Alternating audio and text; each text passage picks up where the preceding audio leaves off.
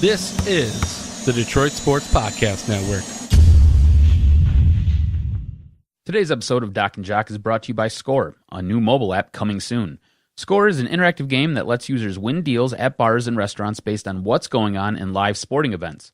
Find new places to watch games and save money on your bill at the same time by taking advantage of Score's unique interactive specials that give you an additional stake in the action. A Score special can be anything a location wants it to be, from 10% off an item if a team scores a touchdown to a free round of drinks if a quarterback throws for 400 yards. Any stack can be turned into a game. Pick the deals you want to win, watch the games you want to watch, and score deals in real time. The app will update when your team or player records a relevant stat. When the conditions of your deal are met, the coupons are sent to your device to show your server or bartender. It's that easy. Score is coming to the App Store and Google Play soon. For more information, check them out on the web at score-app.io and follow them on Twitter and Instagram at ScoreDeals. Score, watch games, score deals. Is there a sports podcast in Detroit that people are talking about? Hey everybody, this is Freddie Cohen of ESPN Radio. When I'm not talking about breaking news or breaking news on ESPN Radio, I'm always a fan and listen to the Detroit Sports Podcast, and so should you.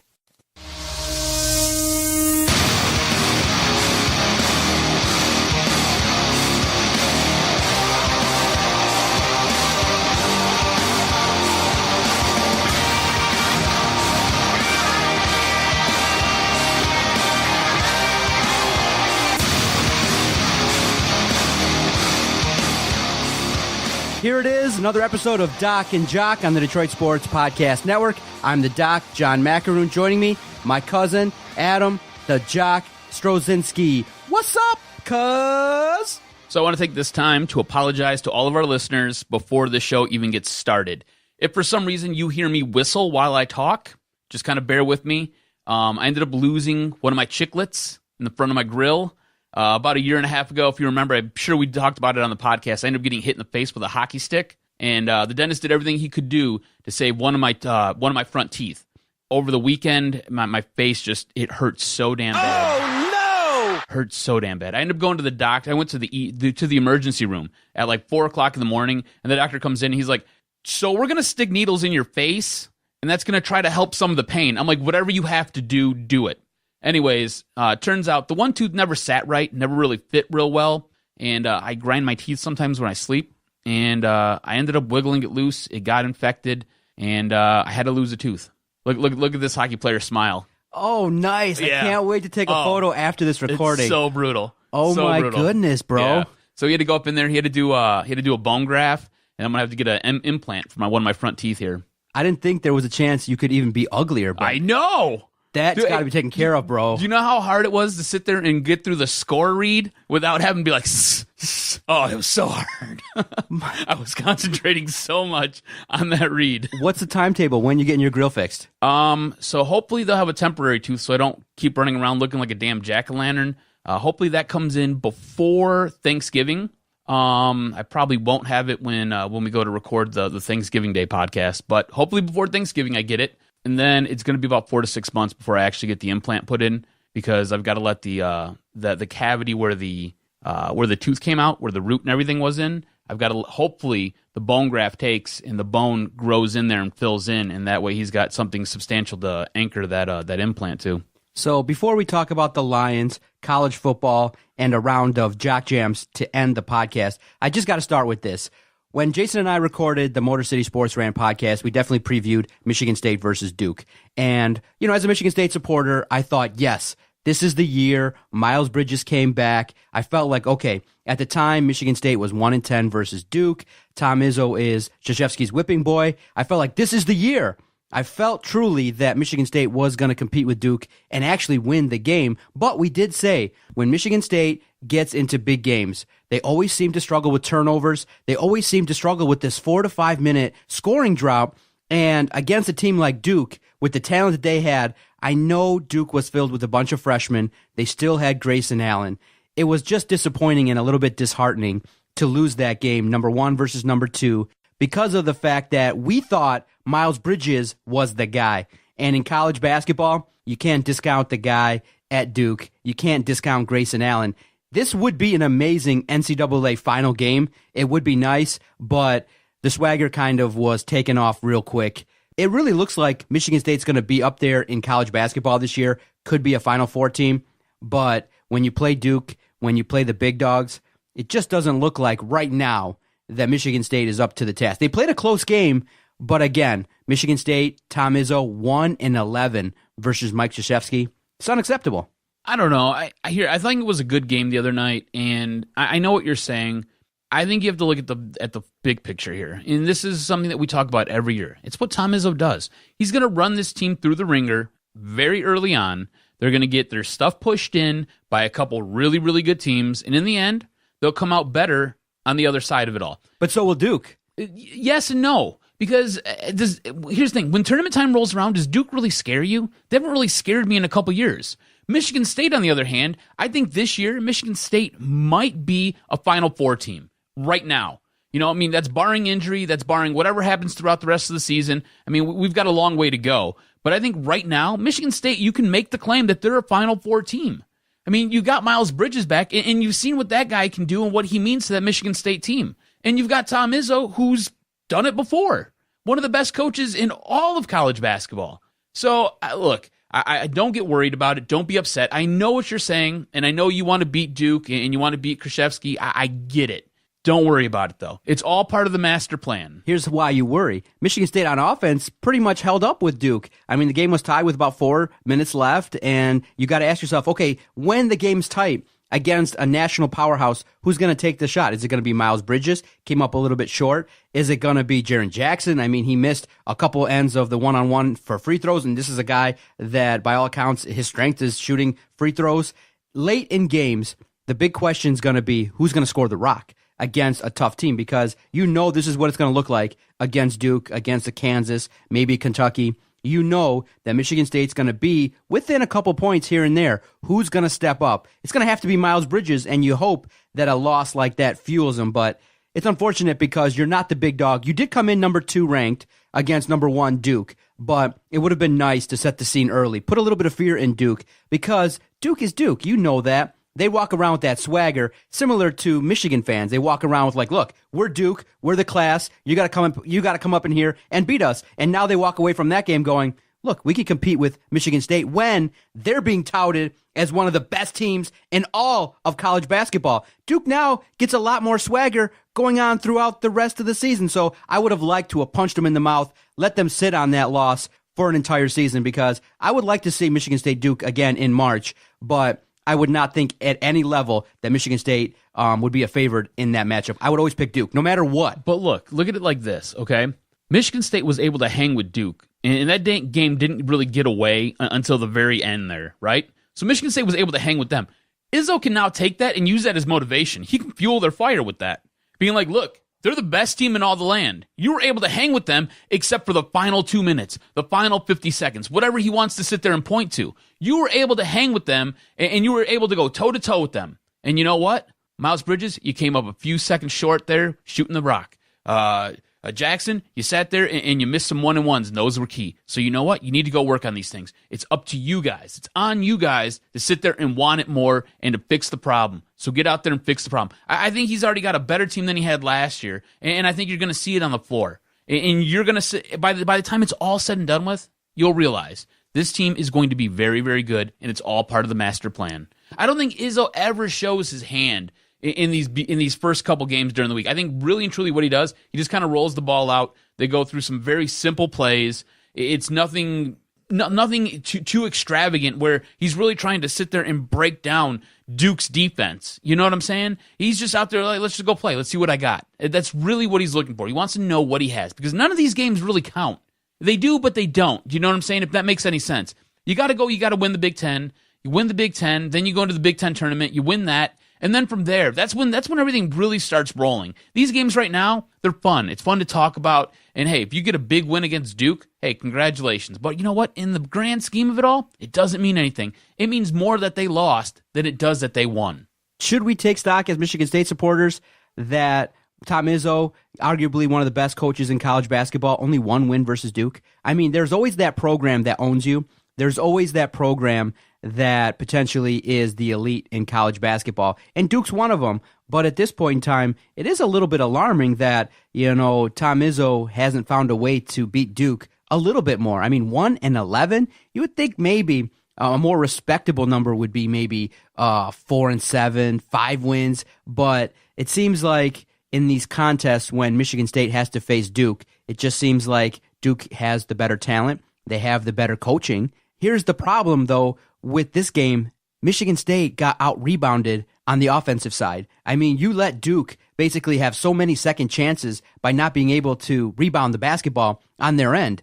And you look at the turnovers, 17 turnovers in a big game. How on earth are you supposed to win a contest like that when you're turning the ball over at that clip? And you can't go 5 minutes without scoring the basketball. It's just not a winning formula. And so it's concerning because, yeah, Michigan State could potentially rebound better. They could play a little bit more defense, but is Grayson Allen going to take a step back? No. You do believe that the talent at Duke is a little bit better than the talent at Michigan State, and that's why Duke is confident. Look, remember, all these freshmen that rolled up in Duke, they're playing in a big game. They're playing against Michigan State, intense. The announcer said it. They said, look, this is a good contest for Duke to go up against a Tom Izzo coach program because of the intensity. You're going to have to bang bodies. And then Duke came out and out-rebounded Michigan State in a key category. So it's a little bit disheartening in that these young cats at Duke were able to step up to the big stage right away and do that. Whereas Michigan State, with the talent that they had, you would have thought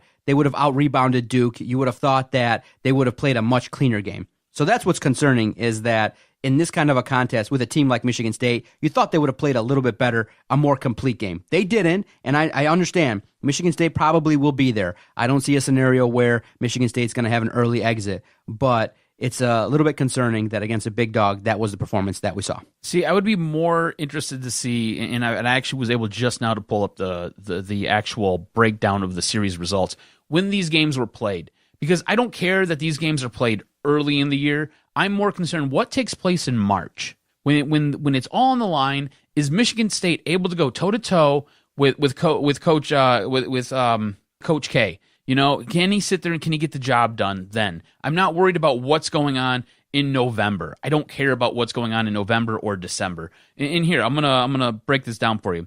94, was Izzo coaching Michigan State in 94? I don't even remember. I don't think so. 96, 97 when he started. All right, so that one doesn't even count then. All right, so 98, that was a December game. Michigan State lost. They ended up playing in the tournament in 1999, and that was a close game. Duke won 68-62. They then came back in 2003, played in December.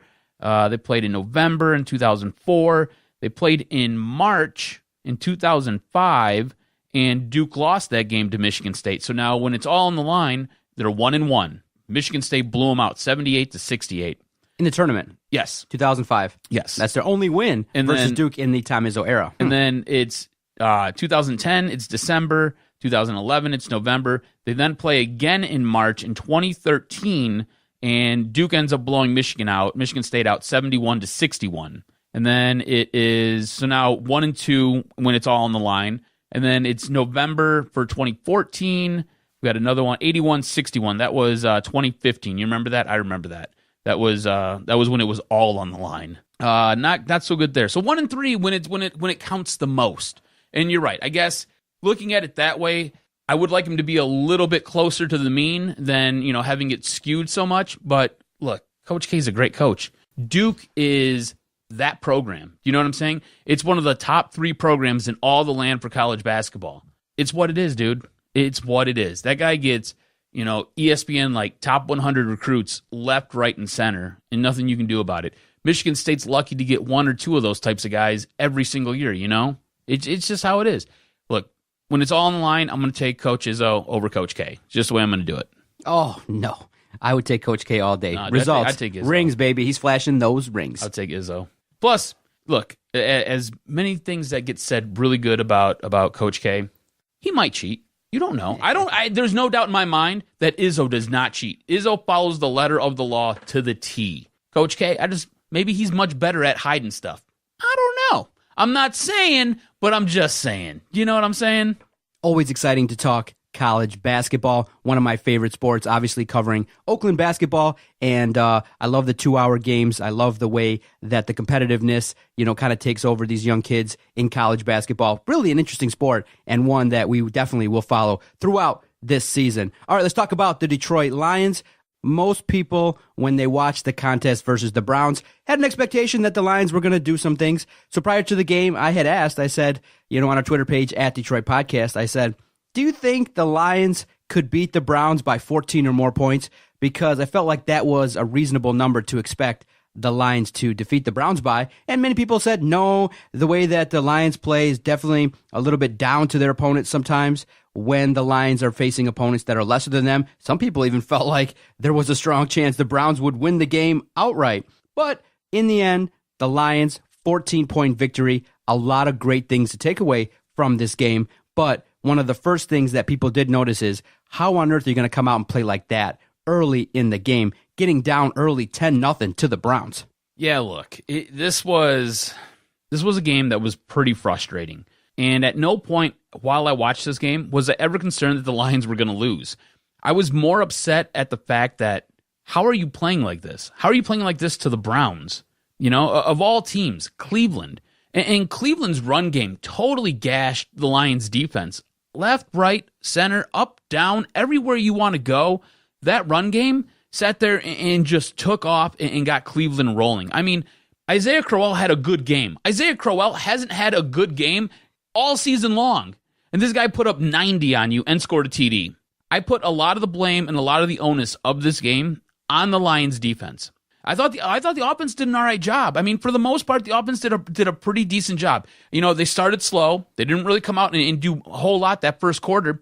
But the second quarter, they sat there, started churning out a few points. Lions defense sat there, and the Browns were basically first and goal from the 1, and for whatever reason, I have no clue what he was thinking. Kaiser sits there and does a QB sneak, and the Lions did the right thing. They sat there and they laid on him and prevented him from being able to get another play off. It was bad play calling by the Browns, which they always seem to shoot themselves in the foot. Lions took advantage. They end up getting out of the half, up by 7, and then you sit there, you turn around, and the third quarter starts. Third quarter started just like the first quarter started. The Browns kicked it into high gear, started running all over you, and next thing you know, they're outpacing you, and they've got the lead on you. And then Detroit figured it out, and Matt Stafford sits there and starts slinging the ball all over the place, and they're able to get going and start picking up chunk yards, and they become a very efficient team when they have a rhythm. This is something we talked about all last year. The Lions play good when they've got a rhythm, when they're going, when they're moving the ball around, and you're basically putting in Stafford's hands and you're letting him decide what he wants to do. The team ends up, picking up points left, right, center, and next thing you know, it's 38-24 when it's all zeros. Early in the game, how angry were you with that Stafford interception? I mean, he was trying to throw the football, to the dirt, but it ended up right in the lap of a Cleveland defender. You can't have that. I mean, obviously it's a mistake, but one where you could understand it. He was trying to get rid of the football, but it led to points, so that was an issue. Yeah, that's frustrating. That really is frustrating. When something like that happens in... It's the highest paid player on your team, the highest paid player in the league, and he's making a mistake like that. And then it turns around and it bites you in the butt because it leads to a touchdown the other way. That is frustrating. But in the end, I try to take the whole game as just one giant piece of the pie. You know what I'm saying? And in the end, I think Stafford did a really good job redeeming himself. I thought he played incredible down the stretch. He led a couple drives there where they were able to just almost, it seemed like they weren't even going up against the defense, He was able to put points on the board, no problem. Like I said, at no point was I ever concerned that they were going to lose this game. It just seemed like they had complete control of it, and they were just kind of toying with the Browns. The issue I really took was they were toying with the Browns. You should have put the Browns out of their misery in the first 2 quarters, and then you could have sat there and did whatever you wanted to do in the third and fourth. Instead, you're sitting there hanging on for your dear lives, headed into the fourth quarter, and then you got to figure it out, and you got to go play. That was my big issue with the game. Many people said the same thing, like, okay, you did get the victory. It's okay. Survive in advance. Go to 5-4. But when you look at playing the Cleveland Browns, we'd have liked to see a blowout. We'd have liked to see a similar performance like you had. But you are coming off of a Monday night contest.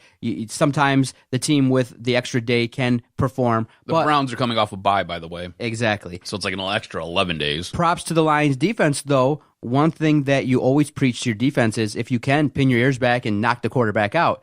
Any concern at all that with Kaiser and the way that he was able to move the Browns offense, that if he had not gotten injured and gotten knocked out of the game, would the Browns maybe have kept it closer? Maybe it would have been within a touchdown? See, in that right there, that was the point where the game kind of took a turn and kind of spun, and it totally ended up in the Lions' favor. Yeah, there's some concern there. My biggest issue is the way the Lions' defense ended up playing. Yeah, Diggs had a real nice hit on Kaiser and put him out of the game for a couple of plays. That's outstanding. The defense was able to sit there and force a couple turnovers and turn those into points. That works as well. But seeing the way that the Browns were able to control the line of scrimmage and were able to run the ball, and the way some of their receivers were able to get open for some of these deeper routes, and the miscommunication in the secondary, that was my big issue with what was going on with this game and what was going on with the defense. It was almost like they didn't show up this week, you know? They showed up in spots, and they were able to do some good things, but overall, they got gashed, and there were a ton of chunk plays that the Browns took advantage of. And they were able to hang points on the board because of it. That was my big issue coming out of this game. Couple things that people have noted and want to talk about. Any concern at all regarding TJ Lang and now the history of concussions that he had? It was revealed after the Green Bay game that TJ Lang suffered some post-concussion symptoms, so he was out versus the Browns. Against the Browns, it's okay, but now you start to look at his past history of concussions, and once you suffer a couple, it makes it a little bit easier to suffer some more. So I'm a little bit concerned here regarding an offensive lineman who we've dedicated some funds to, a key part of the offense, concussions. I hope it doesn't derail this guy's career. I'm not really concerned about it. I was a little surprised that after the Green Bay game, it comes out that he has a concussion when he was able to sit there and go on and continue to play through the Green Bay game. So this was something that was delayed. It was some kind of, onset thing that took place during the week, and he wasn't able to get cleared before Sunday. And you're right, it's the Browns. You can sit there and you can roll with your guys who are on your depth chart there. It's not that big a deal. There is some concern there because now how is this going to affect them going through the season? I mean, anytime you have a concussion, you need to be concerned. And no concussion heals the same. And you don't come back, okay, banged my head this week, I'll be back next week. It doesn't always work out that way. And then anytime you sit there and you do take a little bump on the noggin, it could just re-aggravate all the symptoms. And then next thing you know, you can't even sit there and hang out in a room that's got overhead lights on it because you want to sit there and eat a bullet. You know what I'm saying? So I really no concern for it, but I'm just like, wow, how did this happen and why did this happen? I think my bigger concern was Decker comes back. This is his first game since this year started, since he got hurt in OTAs. And to me, he just seemed like another guy out there. And I don't know if that's a good thing or if that's a bad thing. Maybe you can help talk me through it. Because as I'm watching this game go, and I'm like, is Decker even out there? Okay, yeah, Decker's out there. That's cool. And I'm just like watching. I'm just like, I guess he played good, but I don't know. I feel like maybe I was expecting more, and I do realize that he's coming off of an injury, and the type of injury that he has, it usually takes you a good year to fully recover from it, get all your range of motion, get all your strength back. But I was just like, I don't know. I felt a little bit underwhelmed.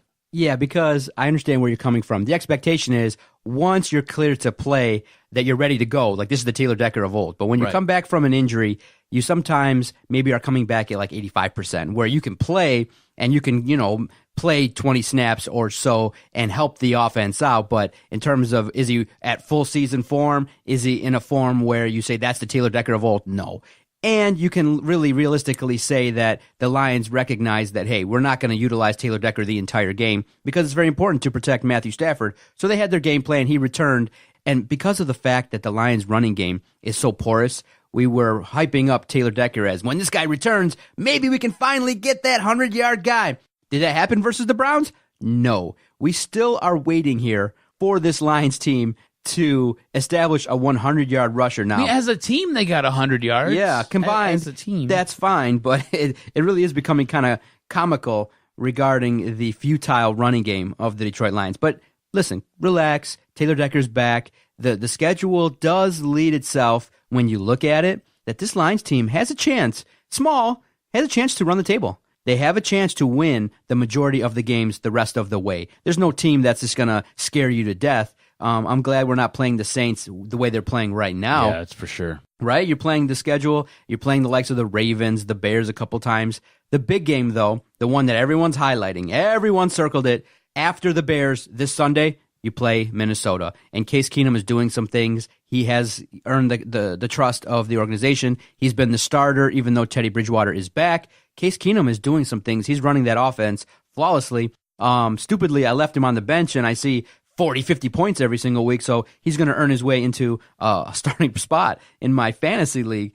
But I do think that the Lions are going to play very well on the road versus the Bears. They're going to get the victory, and then it's the matchup, because if you don't defeat Minnesota at home, Thanksgiving, everybody's going to be watching. Everyone's going to be pinpointing that this is the game. If you don't win that game, I think there's going to be a lot of criticism, because there really is no avenue of you winning the division. You don't see, really realistically, Minnesota falling apart. So you got to go handle your business, get to 6-4, pin your ears back, play at home, get that W versus Minnesota. Then I think we're going to see a lot more positivity, a lot more people saying that there's a chance that we can win the division and get a playoff game at home. Yeah, I think you're spot on.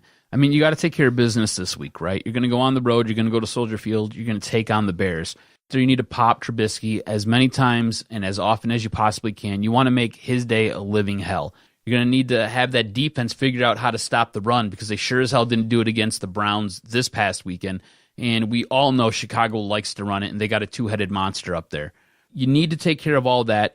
On the offensive side, just got to take advantage of their defense. I mean, their defense isn't any great shakes. I mean, Brett Hundley sat there and got a win last week. So take advantage of their defense, put points on the board, and you might have to outscore them, because, like I said, their run game is really good. Their quarterback, not so much. You need to sit there, take care of business, get the W, and then on a short week, focus on Minnesota. When Thanksgiving time rolls around and the turkey legs are getting served on the table, make sure you have one, and make sure you got your Viking helmet on, and make sure you're devouring that turkey leg, because you need to crush the Minnesota Vikings. And yeah, Case Keenum had a really good week, threw for 300 yards and 4 TDs in Washington. He went on the road and did that. Matt Stafford couldn't even do that type of thing at home against the Browns. So Keenum's playing out of his mind. And the way their offense is built, it's built to run the ball, and they got two guys who they can lean on at any point to run the ball, between Jerick McKinnon and Latavius Murray. And then on the outsides, you got Stephon Diggs and you got Adam Thielen. I mean, you got guys like Adam Thielen. Who the hell's Adam Thielen, right? I mean, unless you play fantasy football, you have no clue who this guy remotely is, right? And these guys are going out there and they just play balls to the wall. And they're grabbing 100 yards every single game, it seems like, and putting touchdowns up. So they have a really potent offense, and they've got a very good defense. That's going to be a challenge come Thanksgiving. Two players I want to put in the Doc and Jock stock watch. Eric Ebron. Stock up, stock down. Got a touchdown. The crowd didn't really destroy him. I thought that, based on what people were tweeting us, I think we had a bunch of heroes saying that they were going to, boo the hell out of Eric Ebron. It kind of seemed quiet. And then he goes out in the contest and he gets a touchdown. Nice dance after he scored a touchdown, helped the Lions out. So Doc and Jock stock watch, Eric Ebron. Up, down, stay the same. I'm going to say, so now I got to compare him to what he did the week before, right? Let's see. So the week prior he played kind of out of his mind. I'm going to say slightly down. I think he played well this week, but he didn't play at the level he played last week. So I think he's just a notch below where he was last week. Okay, next player, Theo Riddick. I truly believe this is an individual that, if utilized properly, has a solid role. I know that the Lions fans are a little bit down on Amir Abdullah. The fumbling issues has resulted in the organization sometimes taking him out of games. It's just really unfortunate, because when people are pinpointing and truly evaluating the Lions, they're missing that final piece. And they're missing that guy that can take over a football game with the clock and do some things. Yeah, Amir Abdullah got some stats versus the Browns, even scored a touchdown. But when you project it to what you think versus a solid defense, still a lot of concern. But Theo Riddick, effective player when utilized properly. It seems like they're slowly realizing, okay, we got to implement this guy's talent on our offense. Theo Riddick's up for me.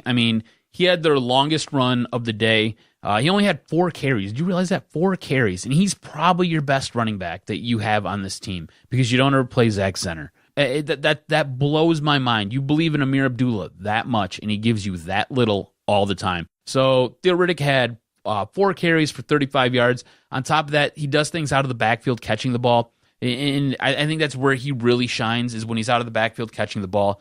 So my stock on Theo Riddick is way up. Okay, way up. I hope they recognize that Theo Riddick is really a solid asset for that offense. Kind of opens up a lot of things, especially if you go to the run game and it's not there. You got to utilize the screen. You got to utilize his talents in the screen game, and you have an opportunity now to do some things against the Bears. I don't see a scenario in which the Bears win unless the Lions turn it over a lot. They make key mistakes. I feel like it's going to be a touchdown game, somewhere in the neighborhood of 24-17 Lions. I think they'll control the game for the most part. The Bears will hang around. Trubisky can maybe make some plays here and there, but I don't see Mitch Trubisky leading massive drives. I don't see him, really overwhelming the Lions defense unless they just don't show up at all. I mean, Darius Slay is gaining and garnering national respect. I mean, you go up against Jordy Nelson, Julio Jones, Antonio Brown, and no one's really torching him. Slay's getting turnovers. You got Nevin Lawson, Quinn. You got a solid defense there that could pin their ears back, get some turnovers. So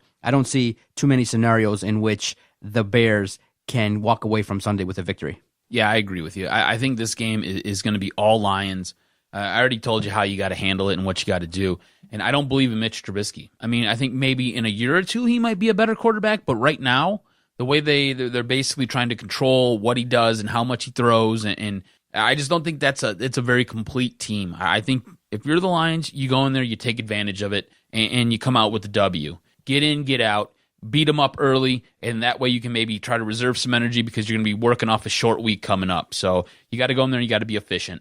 All right, let's take our first time out. Come back. We have to review what the Wolverines did and the epic destruction of the Michigan State Spartans in Columbus. Stay with us. You're listening to Doc and Jock on the Detroit Sports Podcast Network. Doc and Jock here for Podomatic.com, our host site. When Adam and I first started this project, we were looking for a quality host site to place all of our recorded audio. And up until this point, we've recorded 600 to 700 weekly podcasts with one host site. Why do we use Podomatic? Been around for over a decade. They are able to provide quality links rather quickly. And the big thing for us, super easy. I mean, Adam and I, we have a good time. We make fun of each other, have great banter, verbal warfare. When we're done, quick edit, and boom, we post our podcast to Podomatic. If you're starting a brand new project and you're going to ask yourself, how do I grow an audience? How do I build support? How do I get people to listen to my show all across the country or even internationally? You got to have a great host site. And Doc and Jock and all the hosts on the Detroit Sports Podcast Network, we're only going to recommend one host site,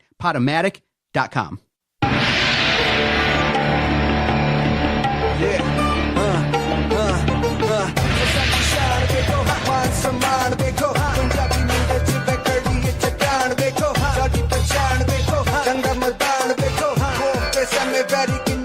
Because you okay with starting with some Michigan talk? Because I'm stewing here. Obviously, I had thought that Michigan State was going to actually win the contest, so let's just hold off for a couple minutes talking about Michigan State, and let's talk about Michigan before we talk about the epic destruction of the Spartans. Good win for Michigan, good stuff for them. I mean, when you walk away from a game and the biggest talking point is a kicker verbally jabbing a head coach, you had a good game. And Michigan, obviously, we all know, versus opponents of lesser quality, no problems. Michigan was never going to have a problem versus Maryland. They handled their business. They destroyed them. It was fine. You look at it and you say, okay, you can definitely now pinpoint what this team needs to do against a Wisconsin. But workmanlike performance versus Maryland, they handled their business, and Maryland wasn't really able to do a whole hell of a lot because Michigan's defense is still stellar. Yeah, their defense is really good, and this Michigan team, I think going into the year, believed in this Michigan defense, and they should have, because it is outstanding, especially when they bring their hard hats and they come to play. I think the one thing I really took out of this game is Brandon Peters continues to evolve and get better every single week. It's just little things that he's doing now, and it's nice to see. You know, he had a real nice touch on that pass to Gentry, where he's at their drop back, and I think it was for 21 yards or whatever, 33 yards, I'm sorry, for 33 yards, and there was another pass where he kind of did a naked bootleg out to the right, and he sat there and hit Gentry with a real nice pass. I mean, he wasn't as efficient as I'd like to see. I mean, he only completed 50% of his passes, but they did a really good job running the ball. I think that offensive line is finally coming together. I think they've got things sorted out, and you're starting to see the production from the run game. They're providing protection for Peters, who's able to get the ball down the field. I like the way this team is playing right now. I think they're playing outstanding. We had to talk about it What's up with Quinn Nordine? Do you have a beef with him? I mean, I guess. I knew this was coming. What's up with the dude? I mean, he has the nerve to chirp back to Jim Harbaugh. I mean, like that. Dude slept over your house. You're like going to that. disrespect him? And he's come out, Jim Harbaugh, and said, look, I had told him, look, your job is to make the kicks. And when you keep missing them, it leads me to get pissed. And Jim Harbaugh, you can tell, is not the coach who's just going to pat him on the back and just be like, it's okay, bro. Just go out there and get the next one. But at some point in time, he's got to be like, dude, get your head out of your motherfucking ass and make the damn kick. And I know young kids don't like to be coached up that way. I know that in this day and age, the way that you motivate a kid sometimes is not that way. But Jim Harbaugh had every right, I thought, to chirp a little bit. Quinn Nordine's the guy. The dude can make a kick. You can't be a kicker and go through a slump in any era. And Jim Harbaugh let him know, like, look, your job is to make the kicks, go out there, handle your goddamn job, and make the kicks. Quinn Nordine, though, chirping back a little bit. I like that from a player, though. I do. Why? Well, like with Jim Harbaugh, he's a weird dude, right? So I think Jim Harbaugh respects that much more than if he was to sit there and just chirp him and he was to go sit down and say, okay, coach. You know what I'm saying? Harbaugh likes that. He likes that confrontation. He likes to see a guy get fired up. So I think Harbaugh enjoys that, and that's part of the reason why he keeps rolling Quinn Nordine out there. I mean, I don't think they have anybody else who can kick a damn field goal, but I think that, too, is why he keeps rolling him out there. At no point does he sit there and waver from going to Quinn Nordine, you know? I mean, yeah, the guy's missed a couple field goals, ill-timed. He's not going to be able to do that in the coming weeks. He's going to have to be money. He's going to have to be dead nuts on. But I just think it's something mental with Nordine. He's just got to work through it. He'll be fine. Look, Harbaugh's going to get in his face, and that's what a good coach does. That's what a real good coach does. I enjoy watching a player and a coach go back and forth like that, especially when I know my head coach is built like Jim Harbaugh. Because you know Harbaugh deep down loves that shit. He loves that because he's crazy. He's insane.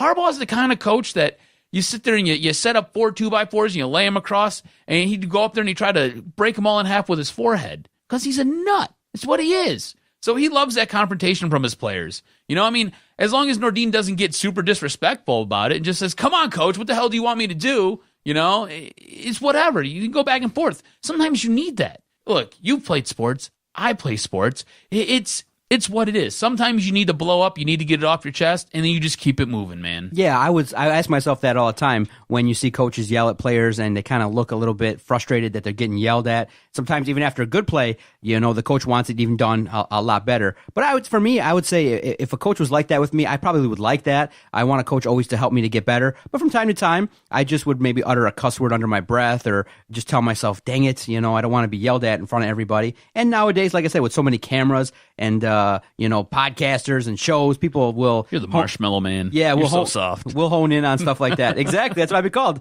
You know, the soft kicker. All right, we call that marshmallow.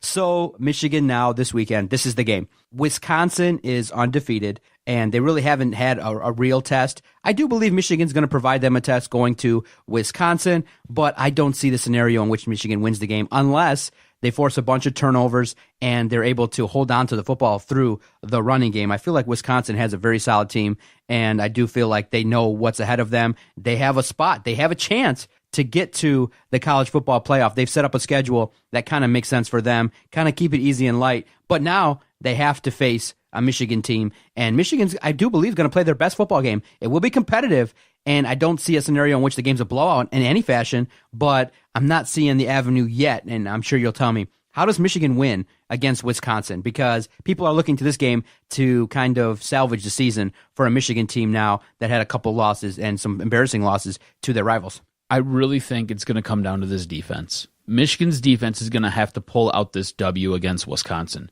You're going to have to contain Taylor. I mean, the guy's a really good running back. He's outstanding. So you're going to have to contain him, put the entire game on Hornibrook, and have him try to beat your secondary, okay? Have him try to sit there and throw all over the place. And that secondary, I talked about it last week. I've been impressed with them. I think they're good. I think they're solid. You're going to have to force a couple turnovers, maybe a pick 6 or 2, and that's going to be the only way you're going to really be able to win this game. Because you're right, on offense, Michigan State is going to have to protect the ball. So that means not letting Peters do too much with it, because I myself am not 100% confident in his abilities yet. Every week I keep getting more and more confident, and I think he's the guy going forward. But right now, I don't want him doing so much where he's going to end up costing this team a game. You got to be able to run the ball. You have to be able to run the ball. and hopefully Higdon's okay and he can come back, and you got Evans. He can sit there and spell him and do what he's got to do. But you're going to have to be able to run the ball, possess the ball, and take advantage of your scoring opportunities when you get in the red zone. You can't have any of that stuff that came and bit you in the butt early in the season, your first couple games where you weren't able to sit there and score touchdowns when you got in the red zone. Every chance you make it to the red zone, you need to be 100%. You got to get points, and they more or less have to be touchdowns. Can't be settling for field goals. Got to be touchdowns. Okay, put it on the table. Do you think Michigan walks away from Wisconsin, big game, with the W? I think in a gigantic upset. Oh, humongous upset.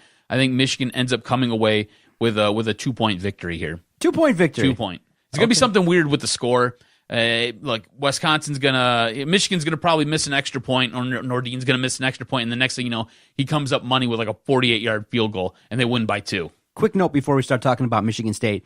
Everybody up in arms regarding the college football poll and how does Michigan State only fall 4 points when they got destroyed by Ohio State? How is Michigan only number 24 in this poll? How is Clemson ahead with a loss against a Miami team? How is all this nonsense happening? Figure it out. This isn't new. The poll is created to stir shit. That's what they do. That's what it is. That's what they do. They don't want a poll where they go, okay, this is number 1, 2. They don't want to be robotic. They want to kind of do some things where people keep talking about it. And that's what we're doing. People keep complaining on Twitter. All my feed every time it comes out is, oh, why is this and why is that? And that's the whole purpose, is to draw attention, because of the fact that, this is a polling system. They want people to be interested throughout the course of the year. That's why they started at this point in time in the season. They want this to be hyped up so that when the decision is made, it's debated, it's looked at. That's why this is so great, the way the polling system works, the way these shows are, curated, and it's great content. It's great attention-seeking content. So don't act all surprised when you see things. And shoot, let Michigan State have some credit. I mean, they did get their ass rolled, but they did get victories versus, a top 5 opponent in Penn State, and they beat Michigan when Michigan was ranked. So I understand that everybody wants, based on the old system, Michigan State to just fall off the face of the earth. But when you look at that team, they noticed, obviously, the coaches and people that voted realized, okay, that game versus Ohio State was an aberration. It was really a culmination of Ohio State being pissed off that they got their ass beat, Michigan State having a bunch of young talent, and in the end, a lot of people felt like, you know what? It doesn't indicate to the polling people that Michigan State sucks the way they lost. They just basically gave a lot of credit to Ohio State because of that performance. Let me ask you this question before we start talking about Michigan State. I'm going to give you a couple teams, and you put them in order of strength, okay? You've got Michigan State, you've got Penn State, Ohio State, Michigan, Rutgers, and we'll say Indiana. Now put them in order from best to worst. Okay, you got Ohio State, Penn State. Okay. Then I go Michigan State. Yep. And then I go probably Michigan. Exactly. Those top 4. Exactly. And then after that, you can fill out the rest with whatever. Rutgers, Indiana, it doesn't matter at this point. But that's exactly how it should be, right? Ohio State's the best in the Big Ten right now. I mean, Wisconsin's there, but they've played nobody. You're going to find out about Wisconsin this week. Exactly. All right? So it's Ohio State, then it's Penn State, and then it's Michigan State, and then it's Michigan. It's the way it is. It's the way of the world. I mean, let your eyeballs do the talking for you. Exactly. You know it's there. And don't be surprised when the final college football poll comes around and it's some team that you don't even think deserves to be there. Because there's money involved and they have to put together a product. It's really not indicative of the best. It's not what the rankings say. I mean, it was weird how Ohio State didn't win the Big Ten last year, and they were still included in the college football playoff. Do you know what I'm saying? It doesn't go like that. They're trying to put together whatever product can sell the seats and the television time, and there's more to it. You can't be so naive to just believe it's the best teams. It's this, is that. No. There's more to it. There's so much money involved in college athletics. It's ridiculous. You know what, cuz? You know what I really like when we do this podcast? Easy questions. So I see on the rundown here. Yes. What went wrong from MSU against Ohio State? Easy question. Every fucking thing went wrong against them. It was quite... I was hoping you'd be more specific. Yes, I will now break it down after that. Every fucking thing went wrong for Michigan State. Poor pass blocking, poor offensive play, poor defensive play, poor coaching. They were rolled by a better prepared Ohio State team. And I guess like everybody says, when Vegas talks, you got to listen. Sometimes I'm guilty of discounting Vegas and discounting what gamblers do and what gamblers know. But once the line went from 14 to 17, that should have probably set alarms in my mind that, oh shit, that means the whales, the big time dudes that throw money down on professional gambling, they actually bet on Ohio State. So when there's information being passed like that to up a line that much, they had an awareness that Ohio State was going to be pissed, that Michigan State was a team that was ready to get their ass kicked. And Michigan State, unfortunately, in the game where you had an opportunity to control your destiny, they just didn't show up properly. They made a ton of mistakes, and Ohio State capitalized on several plays, and they should have. When you just look at the breakdown of talent, Ohio State's the better football team. You give them credit. But what upset me the most was, if you're going to lose to Ohio State, no problem. You can go out there and you can get defeated on the road in Columbus. There's no shame in that. 45-3, there's fucking shame in that. It's embarrassing. It's embarrassing. You can't go out there and get your ass handed to you in a contest like that. And it happens too much when Michigan State goes up against solid opponents. It's very embarrassing. Would you say I'm more angry and embarrassed? I'm both, because the game was over within 4 minutes of the game. It was quick, and it was right there. Ohio State came to play. They came to whoop Michigan State's ass, and Michigan State took it, and once they got tagged, they went down like a ton of bricks. So did we end up overestimating MSU, or did we just underestimate Ohio State? I mean, because going into this game, you had Michigan State winning, and I had Michigan State just losing this game by, I think it was a last-second field goal. Yeah, excuse me, 48-3, not even 45. I wanted to, lessen the loss. 48-3. You're trying to take some of those points away. So, I mean, you could say that, we did both, I guess, but I think this was a complete and utter underestimation of Ohio State. I mean, I was surprised. What I was shocked at with this game is that was a team that wanted it, and you could tell. They never took their foot off the gas. They were up 35-3, and they're still looking to score.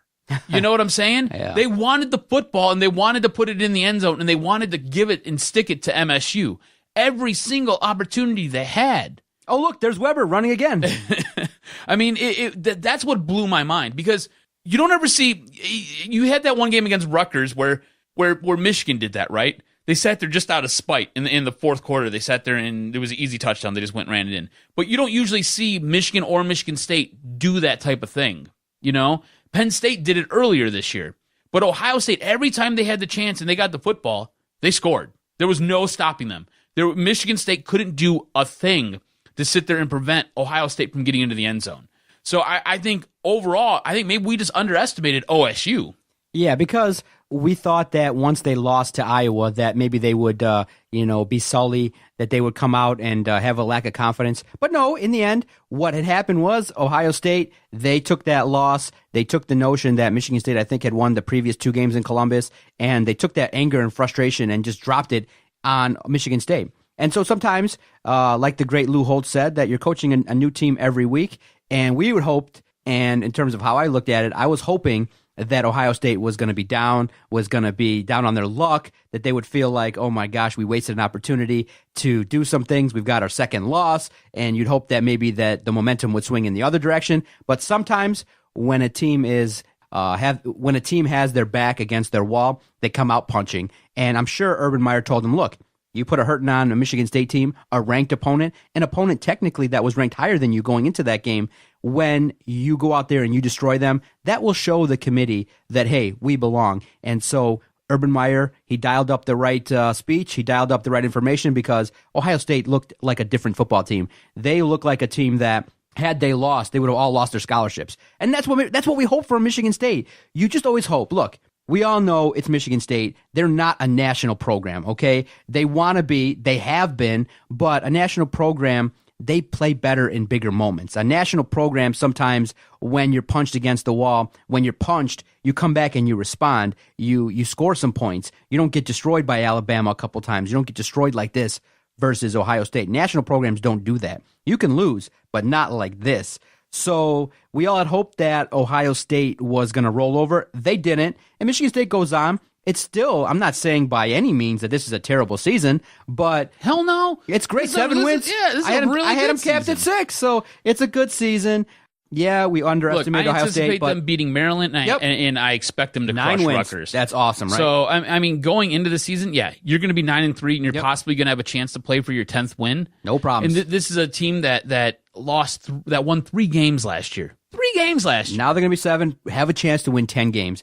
And I think That's awesome. that's what me and Jason talk about is that, D'Antonio is a stabilizing force. He's done a good job, but I feel like he's peaked. I mean, I don't see them getting back to the playoff.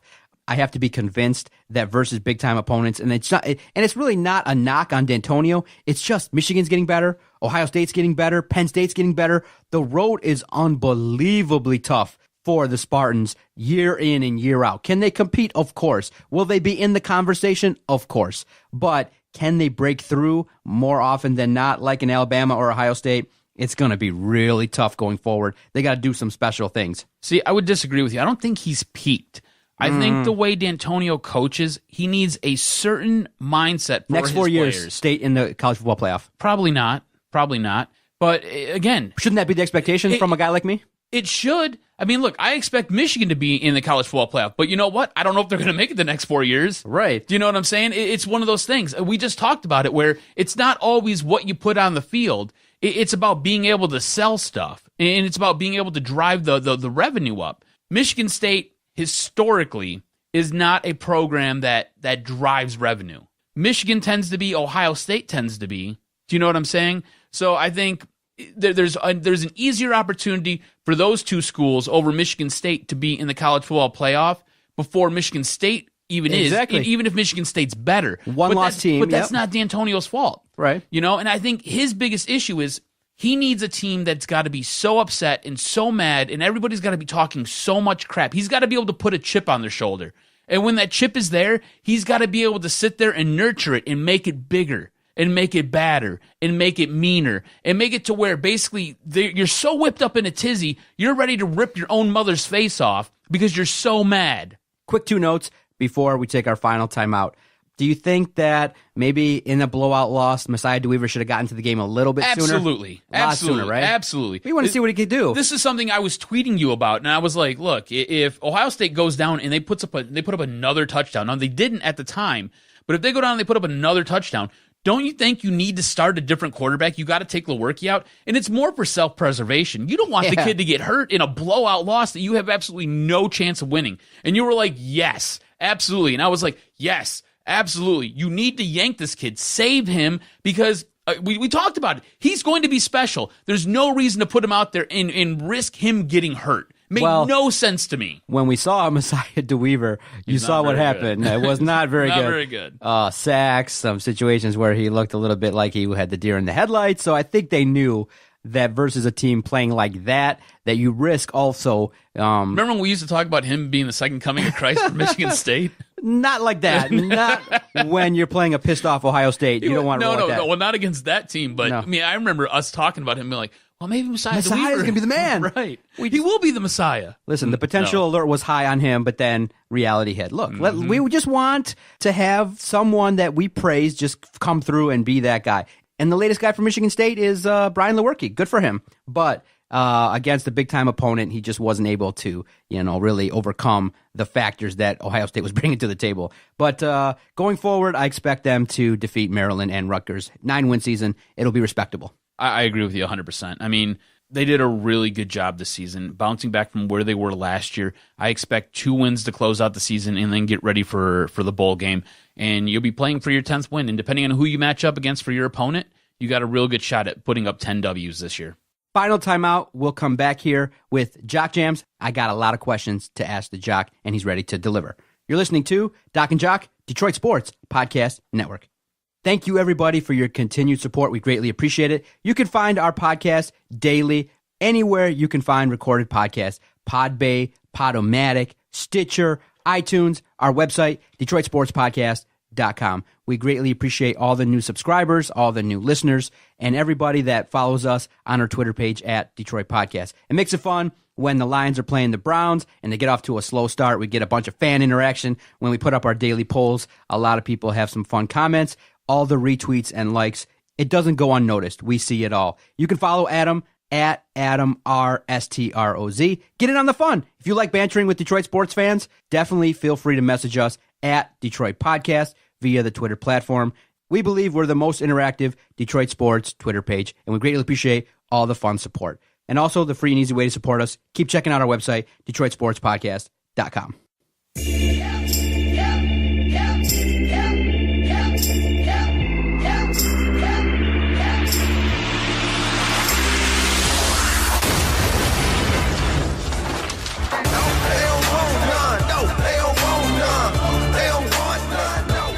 It's been a minute, but I'm looking forward to this round of Jock Jams. Lots to get to, sir. I mean, my goodness, the sports world, always full of buzz, always full of great news, and I'm always looking forward to picking your brain in what we call Jock Jams.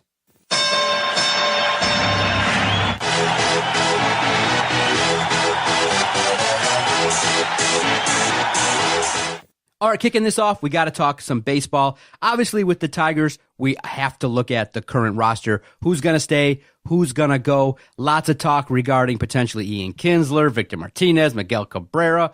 As Tigers fans, what are your thoughts regarding which players might be gone from this roster when the season starts? I think there's a couple guys that you really need to pay attention to, and you just kind of keep your ears and your eyes open about. Ian Kinsler's number one. He's been talked about at the GM winter meetings already. A lot of teams are inquiring about him. Look, he's a very good second baseman. He's got a little bit left in the tank. You can do something with Ian Kinsler. You can trade him away and get something. I think Nick Castellanos is another guy that you should keep your ears out about, because Nicky C's time at third base, I think it's done. I think we all agree it's done. Jeimer Candelario is going to come up and he's going to solidify third base. He's going to be your new third baseman. Castellanos played better in the outfield. His fielding is much better when he's not at third base, okay?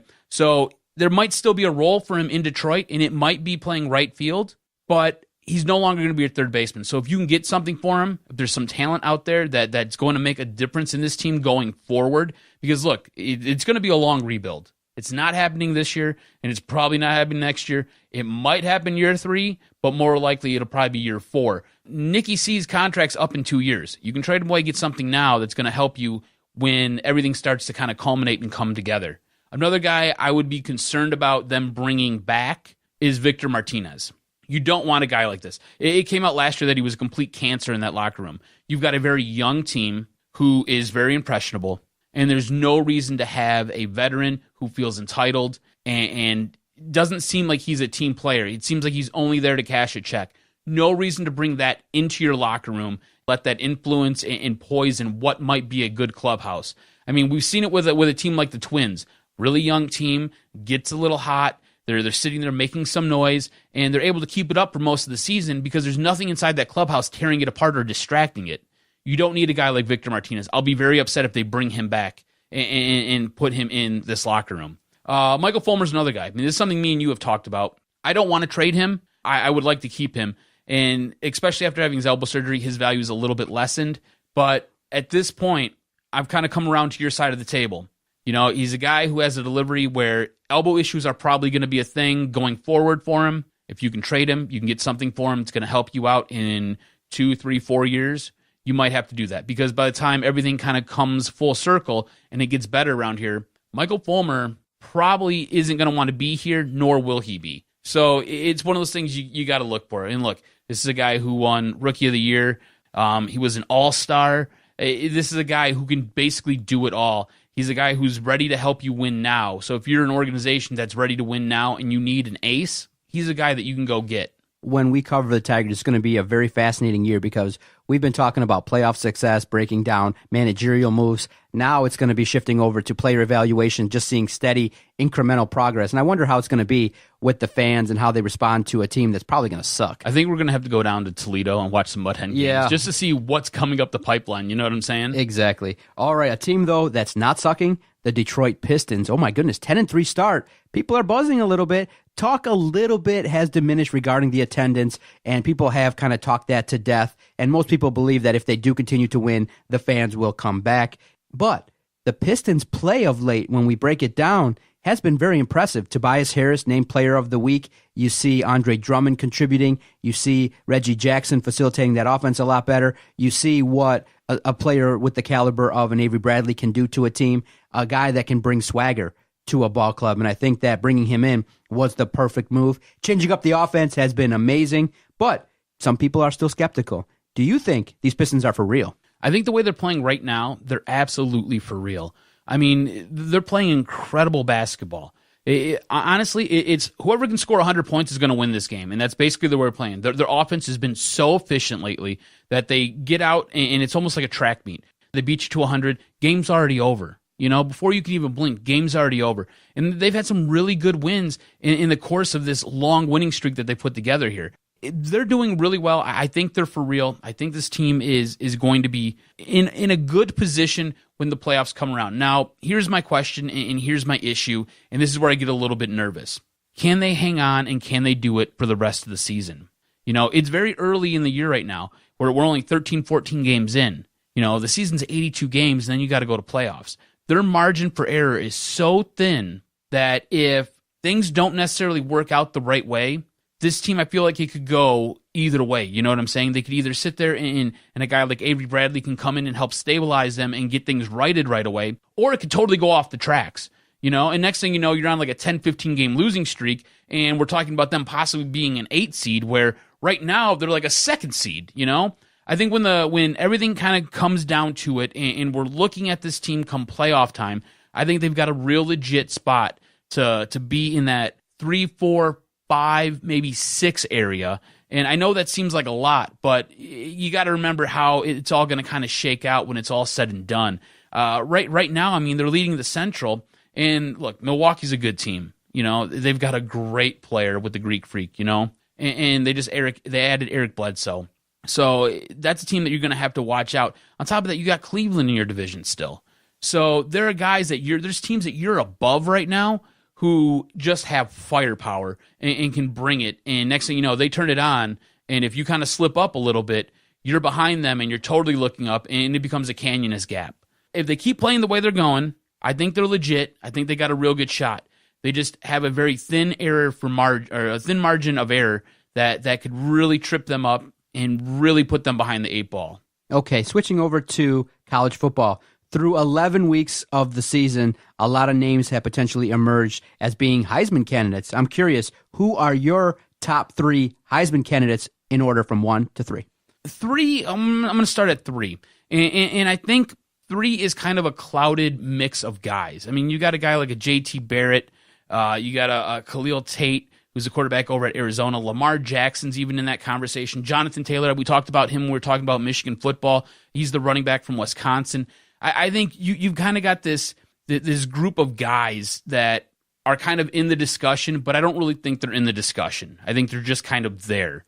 But I really think this comes down to a 2-horse race right now. And my number 2 guy in my Heisman voting is going to be Saquon Barkley. You've seen this guy have great games. You've seen what he did to Michigan. He sat there and absolutely ate them up, tore them to pieces.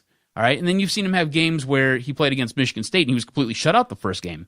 So a little inconsistent there, but I think overall, this guy's going to go to the next level. He's going to be a very good player. He's been an outstanding college player. He's been a lot of fun to watch this year. On top of that, he's deadly at returning kicks, returning punts. He's really good. I mean, this guy does everything but strap a helmet on and go make tackles. He's even thrown for a touchdown this season. He does it all. He's a one-man show on offense. He's incredible. He's awesome to watch. But he's my number 2.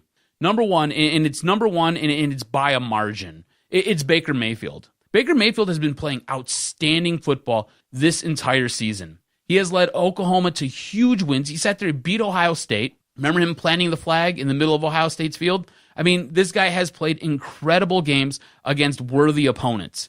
It's not just a game here, a game there. No, he's played big games, and he's played his best football when this team has needed him. After they went to Texas, and they were able to sit there and get a win against Texas. Now, I know Texas isn't this great program right now, but you had to go on the road, and you had to go to Texas, and you had to come away with that W. Same thing with playing against Oklahoma State. That's your rival.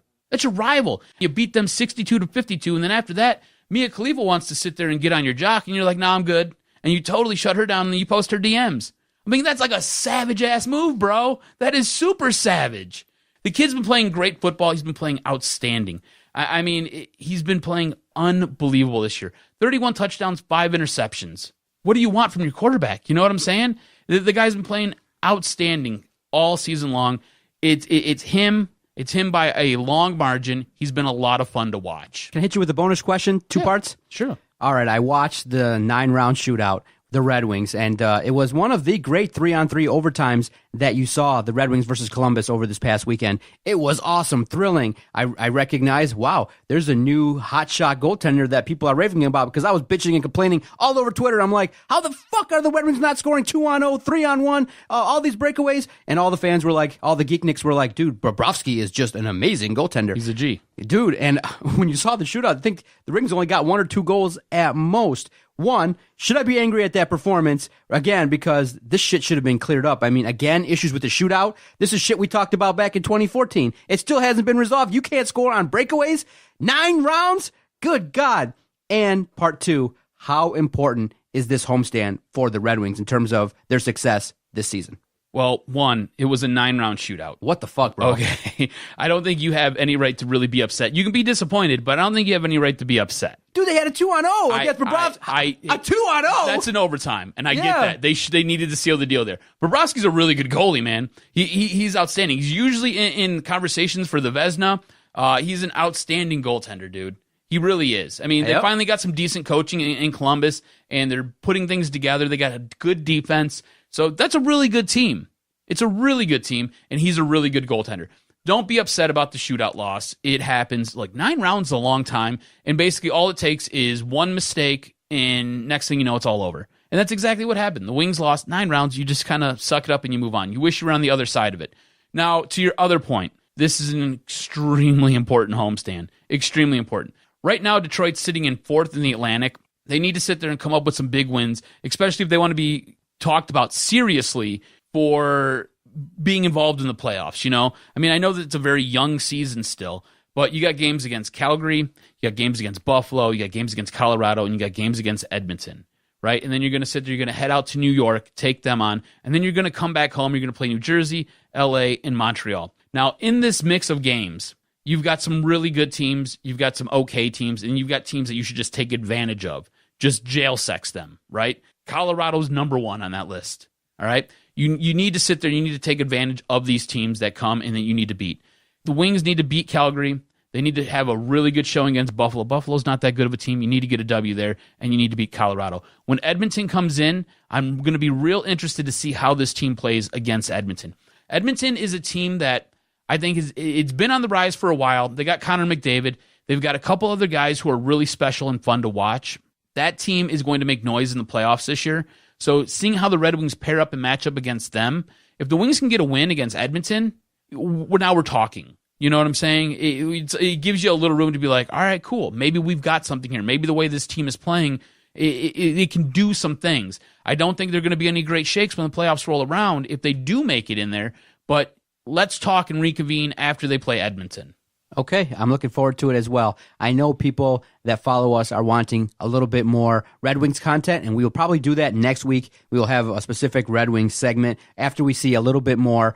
We'll definitely break them down a little bit more after seeing a couple more games. I want to see how they perform against the Flames. I want to see how the special teams continue to evolve. I want to see how this Red Wing team continues to progress this season, because it's been up and down. We want to gather just a little bit more information before we make some definitive, strong statements on the Red Wings, but we will have some more Red Wings talk for those that message us. That was nice to hear. Definitely, if you feel like you want to hear some things or you want to ask some questions, shoot them off to @Detroit Podcast. Adam and I will always try and answer it, and we understand that within an hour and 10 minutes, there's only so much that we want to include. But next week, we will definitely talk a little bit more Red Wings. Great podcast, sir. Always enjoy our conversations. Looking forward to the rest of this week. Lots of great news and notes regarding Detroit sports. And we always want to make sure that the Detroit Lions come through and deliver. They got to go 6-4. Yeah, I think you're right.